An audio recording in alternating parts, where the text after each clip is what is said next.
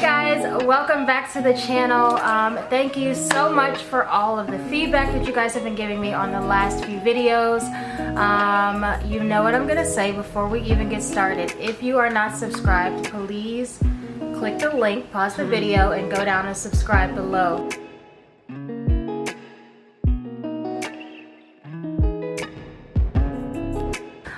Today I just want to get right into it. I have my mama here with me. Hi. If you guys haven't noticed, I have my mom here with me. She's in town, and I thought it'd be cool to do a quick video with kind of just us chit-chatting and telling you guys a little bit about us, our relationship, stuff like that, and just some stuff that we've been talking about on the regular while she's been here. I thought it would be cool to capture some of it for you guys. So without further ado, let's get started. I'm not sure if I told you guys a while ago, I guess almost a year ago, my mom wrote a book about my relationship, and it kind of takes you through like how we got as close as we are. It wasn't easy. Ever since I was a little girl, she thought that something was wrong with me because I was super shy and reserved and didn't really talk to a lot of people, and I didn't really like talk to her or express how I felt about certain things. So she wrote a book explaining how we overcame that, things that she went through, and stuff like that. When I was, how old was I? About 8 to 10 or sooner, which happened. I was like 9 or 10. I said 8 to 10. When, long story short, she was freaking out about me being shy and all that kind of stuff. I started talking to my grandparents a little bit more often, and she was getting a little jealous, for lack of better words, that I was talking to them a little bit more than her. Something happened to where we were in a room, and the lights went out. Jinx. The lights went out, and after all of the stuff that she had been thinking about something being wrong or why is she not talking to me, all that kind of stuff, the lights went out, and I began talking to her about things and opening up in ways that she had never heard me express anything before. From there, when we left the room, after the lights had come back on, hours later, before we left the room, I said, Mom, can everything that I shared with you in this room, can you keep it between you and I? Can you not bring it up again? Not tell your dad. Not tell my dad. And pretty much, can you keep it between us and never bring it up outside of this room? She didn't, and it went well. That was hard. As a parent, it was hard to not share with her father, who was my husband, so. Yeah. So she didn't share. And then, I don't know how it happened, but whenever something was wrong or whenever I wanted to communicate something with her, we went in the black room, and that's what we call it. The book is called The Black Room Experience. So whenever something was wrong, I would be like, Mom, can we have a session in the black room tonight? And then she, of course, would freak out, like, what is she going to say today? Like, what is she going to say? But that's kind of how we built our relationship, because it was a free and open space for me to have a dialogue with my mom, or even just have her listen to the things that I was going through. And she wasn't able to reprimand. I didn't have any consequences. She wasn't able to bring it back up. She wasn't able to yell at me or do anything. So this was like a free space. So a safe zone, more like a free space. A safe zone where I could say whatever I wanted and whatever I felt to her. In a respectful way. And I think that's important, because you always shared it I've in never a very... been disrespectful. No, you're not. I don't want to say never, but she always shared in a very respectful, careful kind of way. How's that? Careful, but I didn't... But honest. I didn't like... It wasn't brutal, though.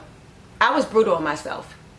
But I don't think you were brutal with me. I think you were very sensitive, and I think that was important for how I interpreted her behavior and whatever the information is that she was bringing to me. Okay. I mean, I thought I was pretty honest, and I just said it how I felt, so I don't know how it came out, but that's a good thing. Yes. I forgot where I was at now. That was it. The book. That's the book. That's the gist of the book. In this book, there are a lot of tools to use as parents, as a person, even just in relationships in general, how to be intentional, how to work at it and go through the process of relationship building. And a lot of times as parents, we assume that just because we carry this child for 9 months, or just because we provide for this child, that there is automatically a relationship. And that is not to be assumed, because it doesn't just happen.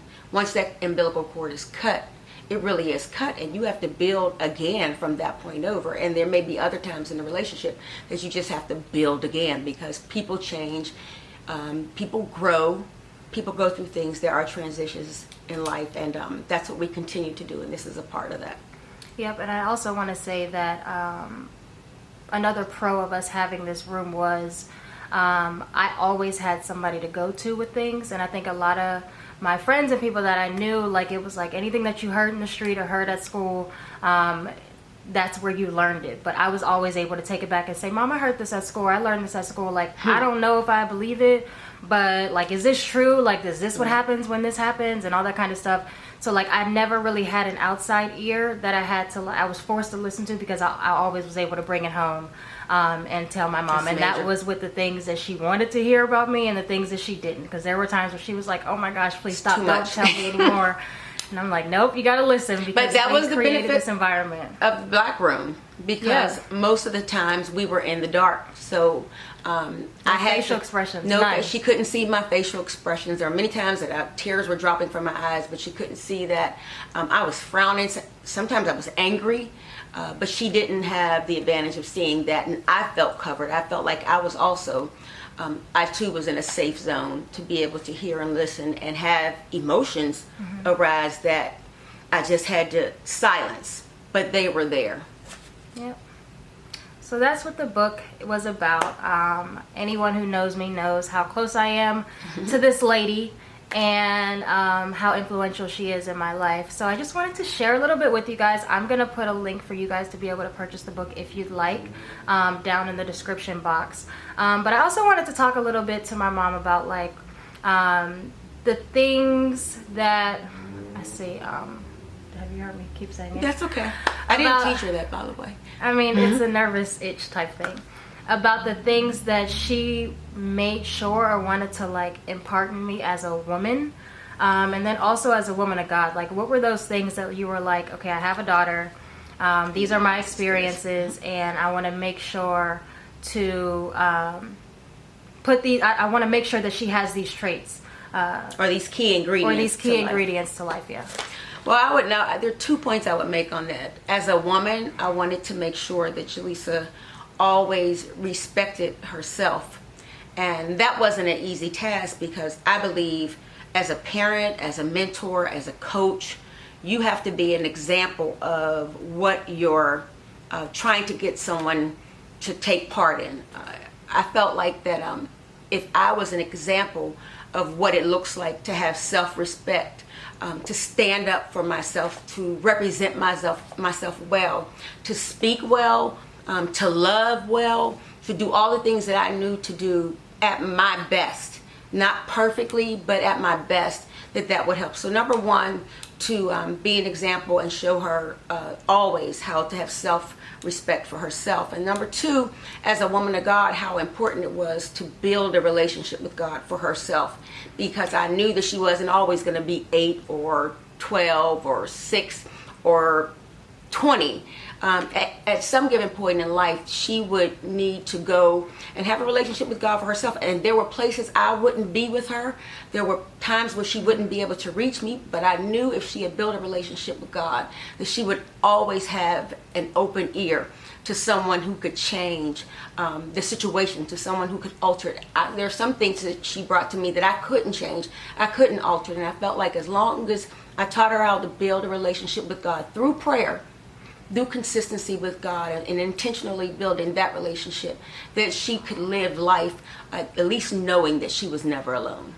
Yeah. Did you ever feel that way? Which part? That you were never alone because of your relationship with God. Yeah, because of my relationship. And I actually talked about that in one of my other videos. telling you guys about when that began. Like when I was faced with the fact of like, you're no longer home, you don't have the covering of your family, and you can't always rely on their prayers, but you have to build a relationship with God for yourself. And I talked about that in one of my videos. So if you guys haven't seen that, just go back and look at that one. So what would you say to someone who is my age, or any other age really, male or female, that may still feel a certain way or feel like it's too late to build a relationship, or they don't have the relationship that they desire with their parent or parents? Well, that one I had to take some notes on, because I felt like that question is really, really serious. And just like you're feeling maybe a strong desire to have a relationship with your parent, maybe your parent is having a strong desire to have a better relationship with you. So there are 3 points I want to give you. Number one, express yourself and your desire to God to have that relationship with that parent through prayer. So always, I'm always going to say that first. Talk to God about it. Share with Him. Number one, express your desire to have that relationship with your parent. Number two, evaluate your part in the lack of relationship. Like, what did take ownership of where the lack was, or possibly, is there possibly something that you could have done to make it better? So express yourself, evaluate yourself, and then finally I would say that you ought to extend yourself intentionally. So extend yourself to your parent. Tell them that you wish things were better. Intentionally spend more time with them. Maybe they're away from you. Intentionally call them at a certain time every day so that they can have expectations and be prepared, just like you want to be prepared to build this relationship intentionally. So number one, you have to express it to God. Like preaching with these points. Because it's easier. I'll be all over the place first, and she knows that. I will be everywhere with it. And so I really want to say, I just want to reiterate these 3 points so you can remember and go out there and build that relationship. Because I think contrary to what we share or you may get in response or in comments, there are so many people out there who just don't have that real relationship. And I want to say, outside of the book, I ended the book with JaLisa being grown, having gotten her first job and moved to Texas after college. So that relationship, it could have just stopped right there, and then I'm like, I'm done. She's grown. Moving forward, handle it yourself. I've given you all I have to give, but I didn't. I kept going, and I kept wanting to build and be intentional with her about our relationship. So you need to express it to God. And I constantly prayed, even when there were rough times. Like, there's some things she didn't share with me. There are some people who came into her life who I haven't met, or I may never meet. Some I met and she knew I felt some kind of way about them, considering how they handled her or how she was handling them. So I expressed that to God, and everything I'm telling you to do, I did the same thing. Then I evaluated myself, like, are you coming from a parent mode? Are you being selfish and biased because that's your daughter? Would you tell your son to handle another female this way, the way you want people, male and female, to handle your daughter? I mean, you have to really evaluate yourself and your motive behind wanting to build this better relationship with anyone, no matter what the relationship is. You have to be intentional. Be pure in your motives. Like, don't even, when you go to evaluate yourself, don't think about you. Think about how it is being interpreted, what you're doing and what you're saying, even that nonverbal communication, because especially if it's females, we know how to kick out some nonverbal communication that says a lot more than any words gotta do better that come out of our mouth. Gotta do better with we that. Can insult people. We can insult even ourselves, speaking negative. We think we're such this positive person, but if we were to record everything we say every day, imagine how many words of negativity come out of your mouth. And you have to be very, very careful to evaluate yourself internally and externally. And then finally, like I said, just extend yourself. Go a little further. Stretch yourself. Yeah. That means I really want this. And other people will feel, your parent will feel you stretching yourself, going the extra mile. Even if it's awkward and uncomfortable, they'll feel it. And we have had a lot of awkward and uncomfortable moments, but that shouldn't stop anything. Because you're extending yourself. Just keep saying, I'm growing through this. I'm growing for this. This is going to make all of us better. But more than anything, I'll be better. Yep. And one thing I will also add is that it's never too late. It's never. I've met a lot of people, and I have a lot of friends who don't have or I have had friends that don't have good relationships with their parents, and it's kind of just like, well, it didn't happen. He's the parent, she's the parent, and I mean, this isn't my job. Well, at the end of the day, like, it's on all of us. That's right. And if you want God to move, then you have to move as well. Absolutely. God first in everything. Let me just say that. Put him first. Consider, what do you want, God? What do you want from me? What do you want for this relationship? Do you need to do something else in them? Is this not the right time for me to pursue and push? Because sometimes you want to do it and it's just the wrong time. Make sure you are in God's time and you seek him for the best way, the best time. Open doors to express yourself. Maybe it's not time to talk about it. It's just time to move beyond it and try to build that relationship. And then eventually there'll come this moment, this open door that just feels right. And you can address the pains of the past and not ignore them, but it's just not the time right now. They come up naturally. That part won't be awkward if you consider prayer prior and you consider your motives behind bringing up the pain that maybe your parent brought you or the mistakes that you're like, don't come for them. Trying to make it look like, well, you did this and you did that. Stay within yourself constantly check yourself before you go out there and wreck the possibility of a relationship. Yep. Agreed. Okay, so what would you say to encourage or inspire, more encourage, young adults today? I know you work with a lot of young adults, and in church and out of church. So what's something that you would say to like encourage people my age and beyond or younger, to kind of just stay on the right path, to better their relationship with God, or just words of encouragement? Well, to me, this is like a whammy of a question. And I have so much to say about this because I love speaking to and encouraging, especially young adults. But one of the first things I want to say is young adults just assume that, we're still young. You're like in the middle of you're not old and you're not young, you're not a kid, and you are an adult, like at the beginning of that. So you think you have so much time on your hands to be free and live life however you want, most times a little reckless. So one thing I would say to you, young adults out there, whether male or female, and I wrote this down because I felt like it was extremely important, and it's also what I believe that God has for me to say, the message for me to say to young adults everywhere, building relationships with God and with man, because the Word of God says that Jesus grew in knowledge and he grew in influence with God and with man. So they both are important. So I want to say to you, and I want to encourage you, that it's your time. Like, you're not what's next, you're what's now. So that's the prayer. It's my prayer alarm. Prayer alert. Started that almost 10 years ago. Again, you're not next, you're now, and that it's important for you to understand and to understand how God is working and moving in your life. Don't measure yourself by anybody else. Let God reshape you into his plan. I know as young adults, you have this anxiety of where you're going, how you're going to get there, and what that looks like, and you try to create all of these plans and all of this ambition, and you try to place it somewhere. But I recommend to you, and I even just appeal to you today, to place all of that in God's hand and watch him do it. That is not going to make things perfect, but it'll make things perfect for you according to the blueprint that God has given you. And I also want to say, JaLisa has switched her focus in life to not just a corporate job, but now she is an influencer. And I was really struggling with that word because I felt like an influencer, like, what does that mean? What does God feel about influencers? And even that title.